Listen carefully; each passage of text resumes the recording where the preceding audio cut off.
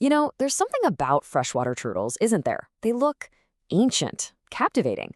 It's no wonder they're one of the most popular pets on the planet. But here's the thing. Behind that incredible shell lies a really surprising challenge. So what does it actually take to give one of these guys a good home? Well, let's get into it. So maybe this is you. You're thinking about bringing one of these amazing little creatures home. You're at the pet store, you see this tiny, adorable hatchling, and you just think, wow, how hard could that be, right? Well, let me throw a number at you. 54.8 years. That's right, almost 55 years. And that's just the record lifespan for one species, the common musk turtle, in captivity. This isn't a weekend project or a casual hobby. Getting a turtle, well, that's a decades-long commitment. Seriously, it could be one of the longest commitments you ever make in your entire life. Okay, so to really wrap our heads around what this commitment means, we're going to break down the essentials. We'll talk about just how big of a responsibility this is, what it takes to engineer their world, their really surprising diet, some hidden health hazards, the huge invasive threat they can pose, and finally, what I'm calling the owner's code. All right, first up, let's talk about time, because with a turtle, you've got to stop thinking in years and start thinking in decades. And this is the bottom line. Most of the freshwater turtle species you see in pet stores, they live for 30 to 50 years, some even longer. I mean, think about that. That tiny turtle could easily outlive your dog or cat and be with you for a huge chunk of your own life. This isn't something you can just jump into. It takes some serious long-term planning. All right, so next up is their home. And let me be clear, a turtle tank is not just a glass box with some water in it. No way. It's more like a life support system in miniature, and you're the engineer responsible for building it and keeping it running.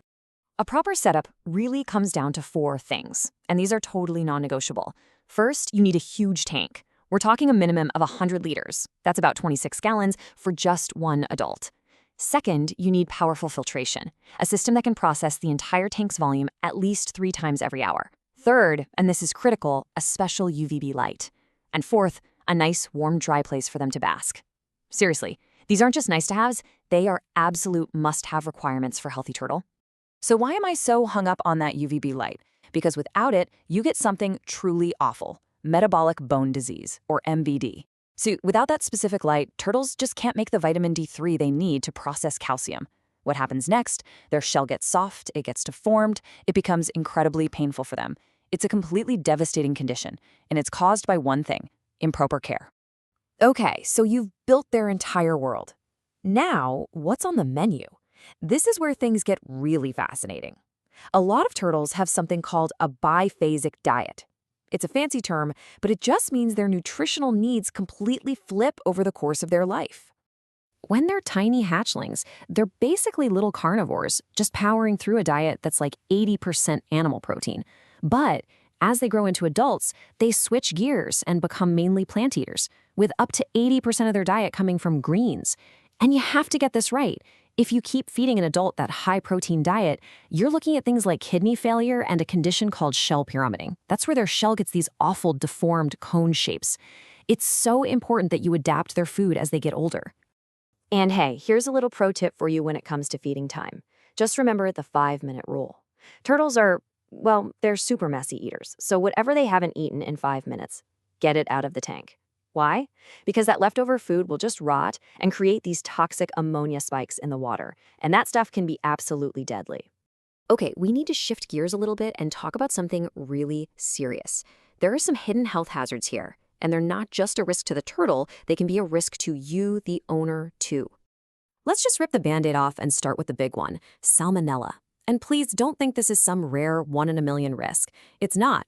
One study that looked at turtles in Indonesian markets found that a staggering 95% of them carried the bacteria. 95%. Another one in Spain found 75%. The risk of you being exposed is very, very real, and it's high. So what does that mean for you on a practical level? It means hygiene isn't just a good idea, it's absolutely mandatory. You have got to wash your hands thoroughly. I mean, with soap and hot water, every single time you touch your turtle or anything that's been in its water. No exceptions. And for your turtle's health, you really have to become a detective, a vigilant observer. There are some huge red flags that scream medical emergency. Swollen eyes, that could be a vitamin A deficiency. A soft shell, we already talked about MBD.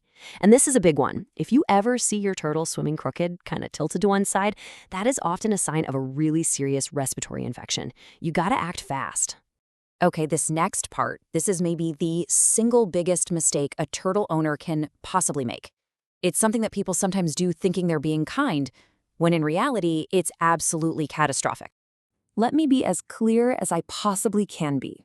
Releasing your pet turtle into the wild, into a local pond, a river, whatever, is not a humane act. It is an ecological disaster. Full stop. These animals, especially a super popular one like the red-eared slider, are incredibly invasive. The second they're out there, they can just wreak havoc on the local ecosystem. They're usually bigger, more aggressive, and way more adaptable than the native turtles. They steal all the food, they take over the best sunny spots to bask, and they completely throw the local food web out of whack. In some cases, they can actually drive native species to extinction. It's that serious. Whew! Okay, so we've gone through a lot, and it's clear this is a massive responsibility. So let's boil it all down into a simple code of conduct. This is where you have to ask yourself, are you really prepared for this? Think of this as the pledge every responsible turtle owner has to make. You're committing to a lifetime of care, maybe 50 years or more. You're committing to building and maintaining their complex little world. You're committing to changing their diet as they grow up. You're committing to strict hygiene for both of your sakes. And maybe most importantly of all, you are promising to never, ever, ever release your turtle into the wild. Look, the point of all this isn't to scare you off. Not at all. It's about empowering you with the real information. You now know what it truly takes to give one of these incredible animals a long, healthy, thriving life. So the only question left is the one you have to answer for yourself. Is a turtle the right pet for you?